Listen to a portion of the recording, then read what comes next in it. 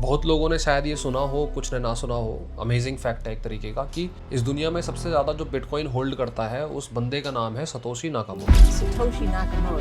Satoshi Nakamoto. इस बंदे के पास 1.1 मिलियन टोटल जो है बिटकॉइंस है और उसकी जो कीमत है वो 120 बिलियन डॉलर्स है। बिलियन 120 के अप्रोक्सीमेटली। कहने का मतलब ये है कि उसके पास जितने भी बिटकॉइन है ना, उससे वो दुनिया के टॉप 10 रिचेस्ट लोगों में आ जाता है। लेकिन ना तो उस बंदे ने, सतोशी नाकामोटो उसका नाम था जिसने बिटकॉइन को फाउंड करा, उसी ने बिटकॉइन को फाउंड करा।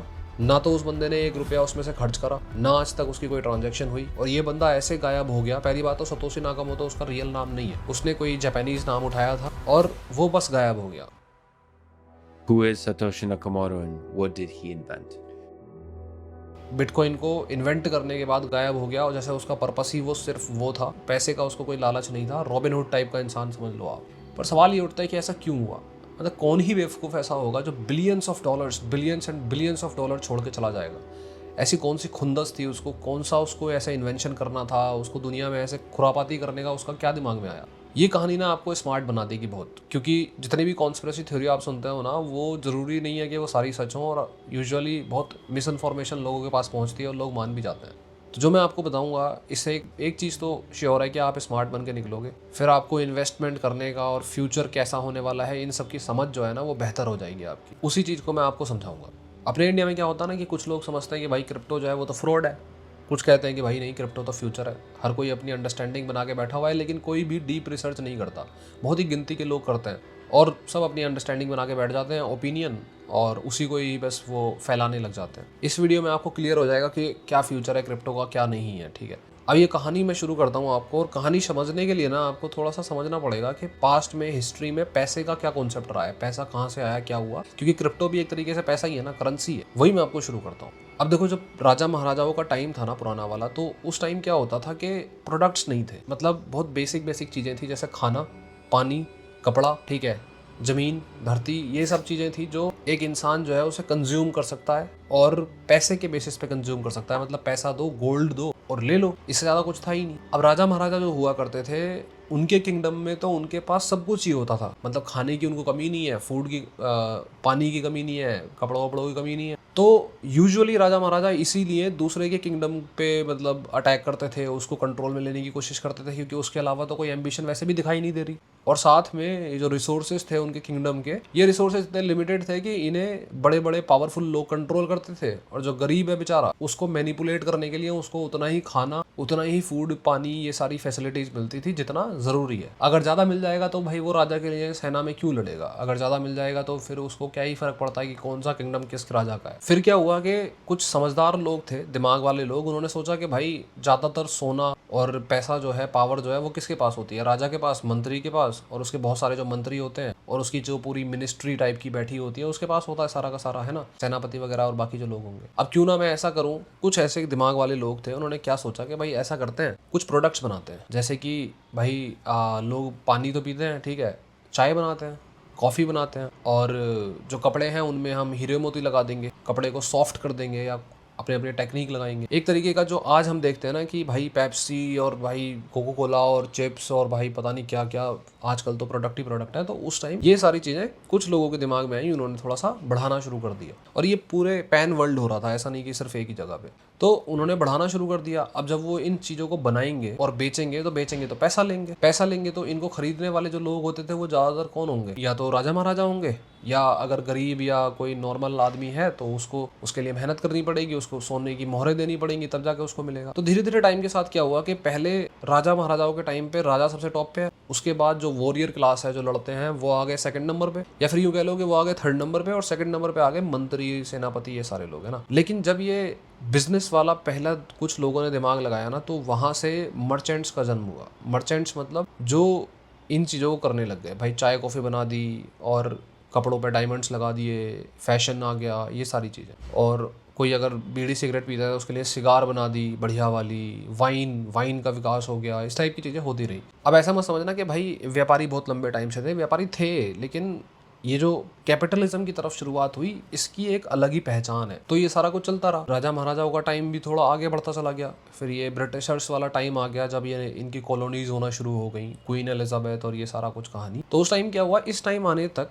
वॉरियर क्लास और मर्चेंट, इन दोनों की जो पावर थी ना वो बैलेंस हो गई। मतलब सबसे ऊपर तो राजा और रानी है ही, उसके नीचे उनकी मंत्री हो सकते हैं, लेकिन उसके बाद मर्चेंट और वॉरियर्स जो होते हैं जो सेना में लड़ते हैं वो बराबर पे हो गए ऑलमोस्ट। मर्चेंट्स बहुत इंपॉर्टेंट हो गए।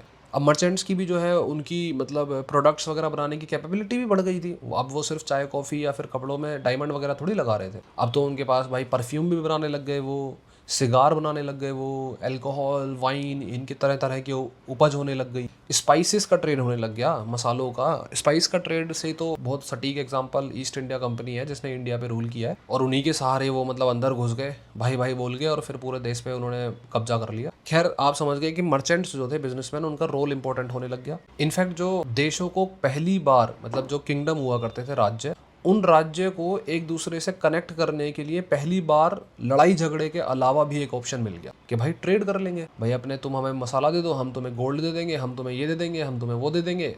ट्रेड आप समझते ही हो कि बिजनेस कैसे होता है। और ये सारी चीज़ें जो है वो हावी होने लग गई, मतलब इंडस्ट्रीज, प्रोडक्शन, ये सारी चीज़ें हावी होने लग गई। फिर इंडस्ट्रियल रिवॉल्यूशन आ गया टाइम के साथ, तो बहुत सारी इंडस्ट्रीज खुलने लग गई और प्रोडक्शन और हैवी होने लग गया। अब इस चीज़ में एक ब्यूटीफुल चीज़ हुई। ब्यूटीफुल क्या हुई कि जैसे पहले कभी राजा महाराजाओं का टाइम था और जब आपस में इतने लड़ाई झगड़े होते थे, तो अब जो है राजा महाराजाओं के पास या फिर रिच जो थे, एलिट्स जो थे, पावरफुल जो लोग थे, उनके पास बहुत सारे रिसोर्सेस हो गए। मतलब वो कॉफ़ी पी रहे हैं भाई, सिगार पी रहे हैं, बहुत एक्सपेंसिव वाइन पी रहे हैं।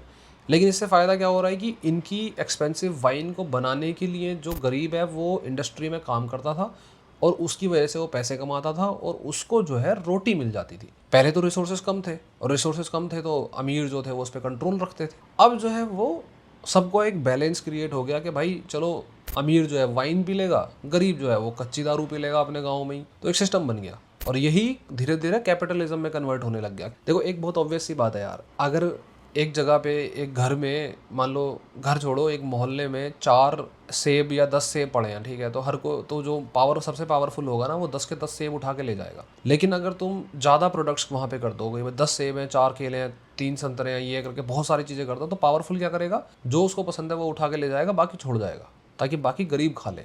यही आज की कैपिटलिज्म का सच है। यही है प्रोडक्शन और कंजम्पशन की। इतना प्रोडक्शन करो, अमीर जो है वो फरारी ले लेगा, गरीब जो है वो अपना स्कूटर तो चला ही लेगा। अब ये सारा कुछ हुआ तो ऑटोमेटिकली है, जैसे मैं आपको बता रहा हूँ कि कुछ दिमाग वाले थे जिन्होंने बिजनेस करा।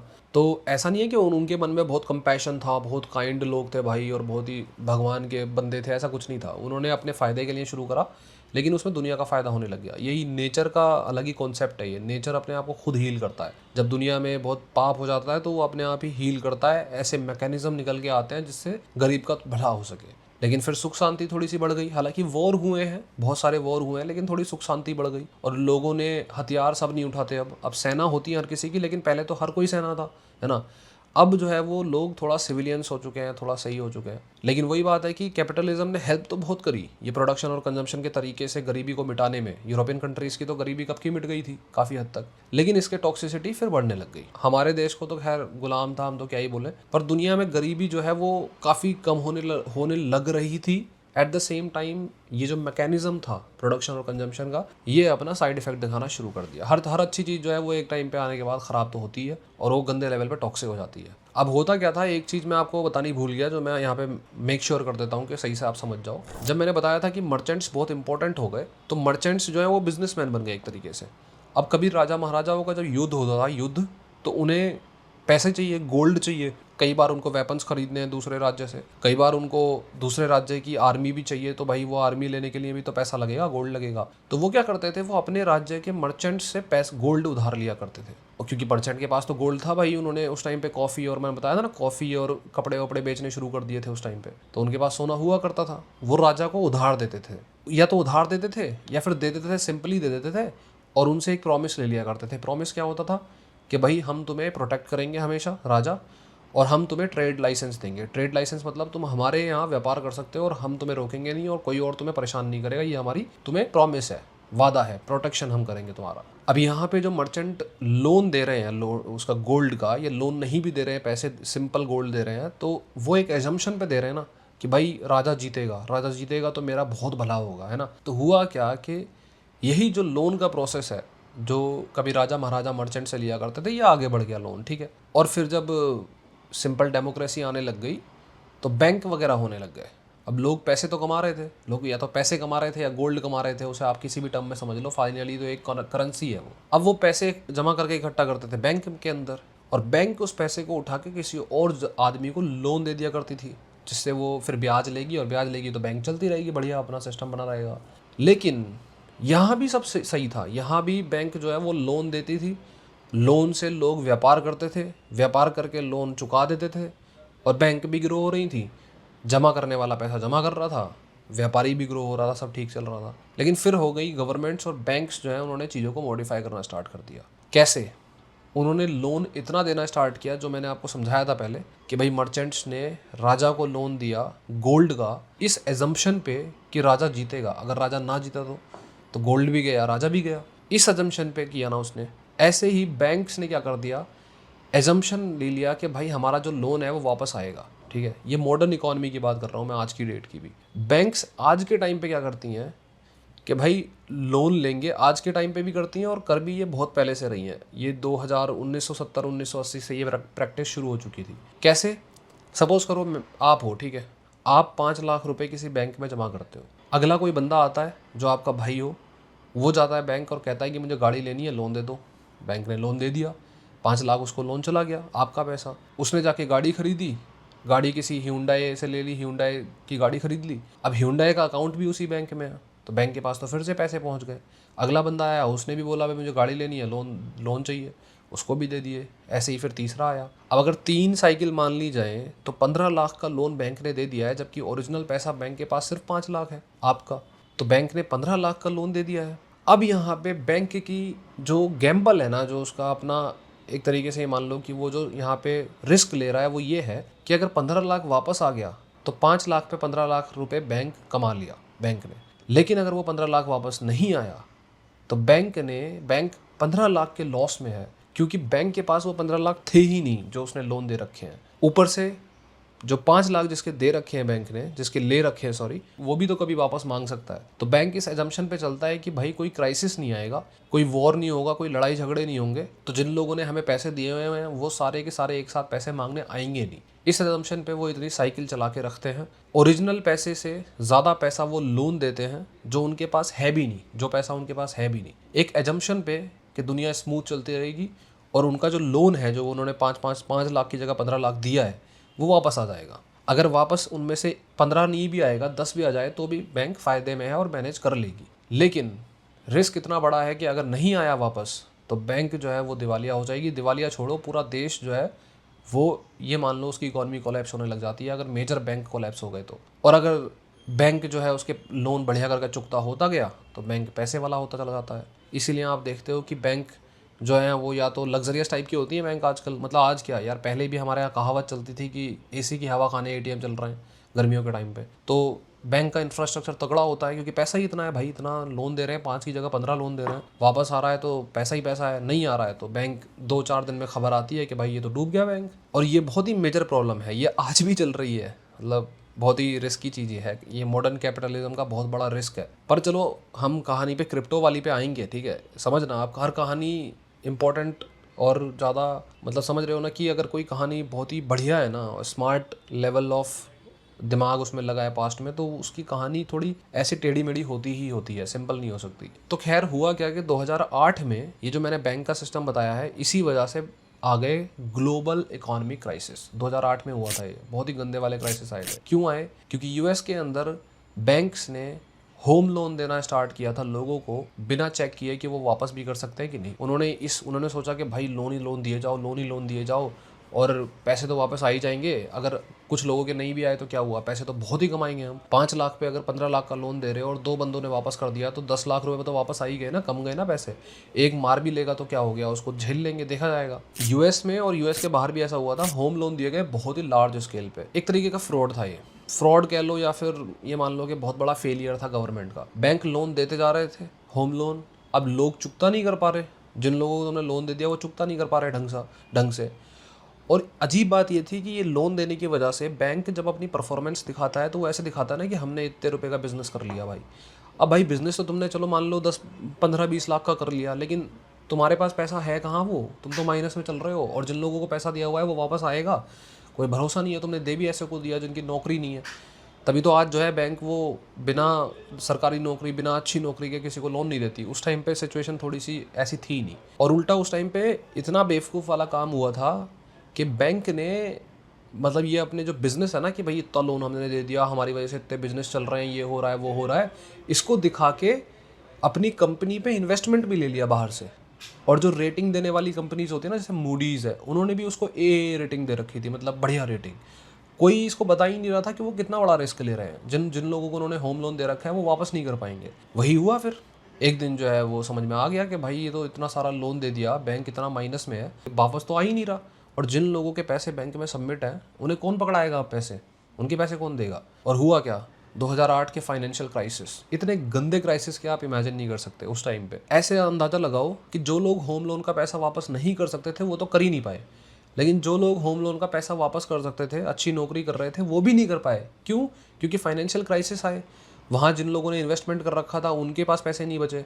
वो कौन लोग थे? इंडस्ट्रीज़ और कंपनीज चलाने वाले। अब इंडस्ट्रीज़ और कंपनीज चलाने वाले लोगों के इन्वेस्टमेंट अगर डूब रहे हैं तो वो क्या करेंगे? वो नौकरी से हटाएंगे वर्कर्स को। तो जो लोग अच्छा कमा रहे थे, होम लोन ले रखा था और पे भी कर सकते थे, उनकी भी नौकरी चली गई।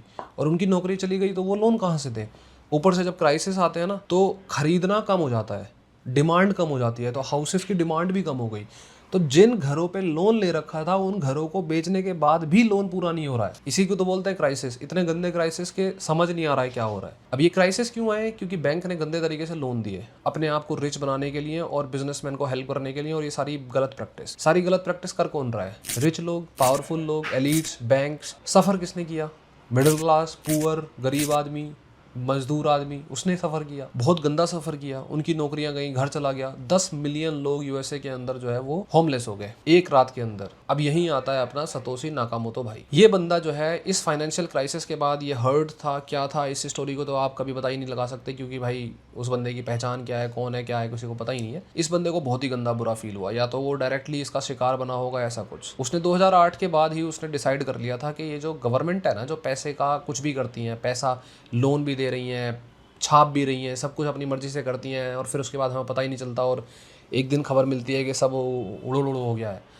तो उस बंदे ने सोचा कि भाई एक ऐसी करेंसी का इन्वेंशन करूँगा जो ग्लोबल करेंसी होगी, बिटकॉइन जिसको हम आज बोलते हैं। लिमिटेड अमाउंट ऑफ कॉइन्स होंगे उसके, 21 मिलियन बिटकॉइन्स ही हैं दुनिया के पास। जब लिमिटेड ही अमाउंट में क्वांटिटी है तो आप लोन वोन फालतू का दे नहीं सकते, 5 का 15 लाख नहीं दे सकते आप, वो पॉसिबल ही नहीं है। और वो ग्लोबल करेंसी होगी, उसको कोई कंट्रोल नहीं करेगा, गवर्नमेंट उसको कंट्रोल नहीं कर सकती। एक सिस्टम बना के जाऊंगा, ऐसा सिस्टम, मेरे पास क्रिप्टो है, इसके पास क्रिप्टो है, इसके पास क्रिप्टो है, हम तीनों एक दूसरे को क्रिप्टो दे सकते हैं, सामान खरीद सकते हैं, ले सकते हैं। उसके अलावा कोई इसको ना कंट्रोल करता है, ना किसी को कुछ पता है। ट्रांजैक्शन होती हुई सबको दिखेंगी, कोई भी देख लो क्या ट्रांजैक्शन कहाँ चल रही है, कैसे चल रही है, पूरी ट्रांसपेरेंसी है। लेकिन मेरा नाम क्या है ये आपको पता नहीं चलेगा, उससे आपका कोई लेना देना नहीं है। मतलब एक ऐसा सिस्टम जिसमें गवर्नमेंट कंट्रोल नहीं लगा सकती, जिसमें कोई रूल्स एंड रेगुलेशंस नहीं बना सकता। सिस्टम बना हुआ है, ट्रांजैक्शन करो, क्रिप्टो करेंसी आपके पास है, आपको सामने वाले से कुछ लेना है, बिटकॉइन दो, सामान लो, बिटकॉइन उसका हो गया, सामान आपका हो गया, खेल ख़त्म। इसके बीच में ना बैंक आएंगी, इसके बीच में ना गवर्नमेंट आएगी, कोई नहीं आ सकता। अगर ऐसी कोई करेंसी आती है तो वो एक तरीके से पूरा का पूरा जो फाइनेंशियल सिस्टम बना रखा है दुनिया ने, उसका डिसरप्शन है, उसको तोड़ने का तरीका है। आज के टाइम पे दुनिया लोन पे ही तो चल रही है। यूएसए, इंडिया, सारे देशों के पास अगर सबकी जीडीपी मिला ली जाए तो $100 ट्रिलियन है, जबकि पूरी दुनिया के पास जो डेट है वो $300 ट्रिलियन के भी ऊपर। सबके ऊपर लोन है, सबके ऊपर लोन है। तो भाई पैसा आ कहाँ से रहा है? वो पैसा एग्जिस्ट ही नहीं करता, वो सबके ऊपर लोन है। जैसे मैंने आपको बताया था ना बैंक कैसे करती हैं, 5 लाख रुपए अगर उसके पास आए तो 5 लाख आगे दे दिए, फिर वो पैसे फिर वापस आ गए तो 5 लाख आगे दे दिए, साइकिल्स फॉर्म कर लेते हैं, रियल मनी है ही नहीं। इस तरीके से ही सारी कंट्रीज के ऊपर डेट है, और वो ये एजम्पशन करके चलते हैं कि सब ओके ओके होगा। लेकिन जब क्राइसिस आते हैं तो ये पैसा कहीं है तो है नहीं, और फिर जो है डूडू हो जाता है। यही सतोशी नाकामोटो का रीज़न था कि भाई मैं ऐसी करेंसी बनाऊंगा, कोई जो है उसको कंट्रोल नहीं करेगा, और किसी के ऊपर कभी क्राइसिस आएंगे ही नहीं। किसी चीज़ की अगर कमी पड़ गई है, आलू की कमी पड़ गई है, तो वो महंगा हो जाएगा, लेकिन तुम जान के किसी चीज़ को महंगा नहीं कर सकते। सतोशी नाकामोटो को ये अच्छे से पता था कि जिस दिन मैं इसको लॉन्च करूँगा भाई ये बहुत ही डेंजरस काम है। अगर लॉन्च करते हुए उसने अपनी आइडेंटिटी रिवील कर दी तो भाई ये जितनी भी कंपनीज़ है ना, सारी कंपनीज़, 90% कंपनीज़ डेट के ऊपर चलती हैं। लोन्स पे चलती हैं। ये सारी कंपनीज का भांडा फूट जाएगा। इन कंपनीज की भांडा तो नहीं फूटेगा, लेकिन इन कंपनीज का सारा मैकेनिज्म फेल होने के चांसेस हैं। और जब ऐसा होगा तो ऐसे बंदे को वो सबसे पहले निपटाने की कोशिश करेंगे। इसमें बहुत ही ऑब्वियस सी बात है, वो ये जो बिटकॉइन आप सुन भी रहे हो ना, ये सुन भी नहीं पाते अगर उसकी आइडेंटिटी रिवील हो जाती तो। वो रातों रात, 2 रात, 3 रात, 4 रात में पता नहीं कहाँ पहुंच जाता, उसको गायब कर दे जाता। इसलिए उसने अपनी कभी आइडेंटिटी नहीं बताई। उसने सीधे बिटकॉइन लॉन्च करा, दुनिया को समझाने की कोशिश करी एनोनिमसली कि भाई ये क्या है बिटकॉइन, क्या नहीं है। सबसे पहले विकीलीक्स, इसने बिटकॉइन को एक्सेप्ट किया कि भाई मैं बिटकॉइन करेंसी में डोनेशन ले लूँगा। और हुआ क्यों ऐसा? क्योंकि विकीलीक्स को बैन कर दिया था पेपाल ने, वीज़ा ने, मास्टर कार्ड ने, इन्होंने सबने बैन कर दिया था विकीलीक्स को। और फिर विकीलीक्स जो है उसने इसको एक्सेप्ट कर लिया। जब ऐसा हुआ तो सतोशी नाकामोटो की खुद की लाइन थी कि अगर बिटकॉइन को किसी और तरीके से एक्सेप्ट करा जाता दुनिया में तो ज़्यादा अच्छा होता। विकीलीक्स ने ऐसी ततैया का छत्ता फोड़ दिया है जिसकी ततैया जो है, ततैया समझते हो ना आप, मधुमक्खी, वो अब सतोशी नाकामोटो के पीछे आएंगे। क्योंकि पहले ही बिटकॉइन जो है वो इतना बड़ा डिस्ट्रप्शन कर रहा है। और फिर बिटकॉइन का वही सिस्टम था कि भाई उस पर कोई कंट्रोल नहीं कर सकता। एक बार सिस्टम उसने बना दिया, अब उसे कोई कंट्रोल नहीं करता है। इनफैक्ट उसे सतोशी नाकामोटो भी कंट्रोल नहीं करता है, वो सिस्टम बन चुका है। तो गवर्नमेंट उसको बैन ही नहीं कर सकती। अगर कोई डोनेशन ले रहा है तो भाई लो, क्या कर सकते हैं आप, कोई चॉइस ही नहीं है। बिटकॉइन है, वो तो फ्लो हो रहा है, वो तो ग्लोबल करेंसी है, कोई उसको कंट्रोल नहीं करता, कोई उसको रोक नहीं सकता। और फिर सतोशी नाकामोटो ने 12 दिसंबर को अपनी लास्ट पोस्ट दी। उस पोस्ट में उसने बोला कि I have moved on to other things, मतलब मैं अब मूव ऑन कर चुका हूँ। और जो इस टाइम बिटकॉइन पे काम करने वाले लोग हैं वो बहुत स्मार्ट हैं और वो इसको ग्रो करा देंगे। बाद में बिटकॉइन से लोग जुड़ गए थे, उनकी जान को इतना कोई खास खतरा नहीं था, क्योंकि वो डायरेक्टली उसमें, उन्होंने तो नहीं इन्वेंशन करा ना कोई तो आएगा ही उसका विकास करने, इतने सारे लोग हैं, दुनिया है। उसके बाद फिर सतोशी नाकामोटो ने लास्ट ये पोस्ट डाली और फिर वो कभी किसी को दिखाई ही नहीं दिया। उसके पास बिटकॉइन के 1.1 मिलियन कॉइन्स हैं आज की डेट में भी, लेकिन ना तो उसने उन्हें आज तक छुआ, ना यूज़ किया। दुनिया का 11th या 10th रिचेस्ट आदमी है, और आदमी है कि औरत है यही नहीं पता, या फिर ग्रुप ऑफ पीपल भी हो सकता है। ऐसा नहीं है कि सतोशी नाकामोटो सिर्फ एक आदमी है। अब सतोशी नाकामोटो ने एक ऐसी करेंसी बनाई कैसे, उसकी भी मैं वीडियो बना सकता हूँ, उसके लिए पार्ट 2 बना दूंगा मैं। अगर आप इंटरेस्टेड होगे कमेंट्स में बताना, क्योंकि ये कोई छोटा मोटा प्रोसेस नहीं है कि आप एक करेंसी बना दो। कैसे, क्या है, क्या करेंसी है, करती क्या है, होता क्या है, ये सारी चीज़ें। पर एक बात सच्ची है, क्रिप्टो करेंसी आने वाले टाइम में फ्यूचर है। क्यों है? क्योंकि गवर्नमेंट अभी रेसिस्ट कर रही है, इसको एक्सेप्ट नहीं कर रही है। क्योंकि गवर्नमेंट एक्सेप्ट करेंगी तो गवर्नमेंट की पावर चली जाएगी। लेकिन जब एक चीज़ का इन्वेंशन होता है ना, जो अपने टाइम से पहले हो जाए, तो हो सकता है कि उसको दबा दिया जाए, हो सकता है कि उसको वेट कराया जाए, डिले हो, लेकिन वो फिर उठ के आता है। क्योंकि लोगों के दिमाग में वो घर कर चुका है और वो एक दिन आएगा, वापस आएगा। और फिर वो क्रिप्टो करेंसी इतनी इंपॉर्टेंट हो जाएगी कि दुनिया का सिस्टम चेंज हो जाएगा। एक नई दुनिया, एक नया फाइनेंशियल सिस्टम शुरू होगा। होपफुली वीडियो समझ में आएगी होगी, नहीं आई तो कमेंट्स में डालो क्वेश्चंस अपने। लोग इतने स्मार्ट हैं कि आपके आंसर्स देंगे वहाँ पे। यही था आज के लिए।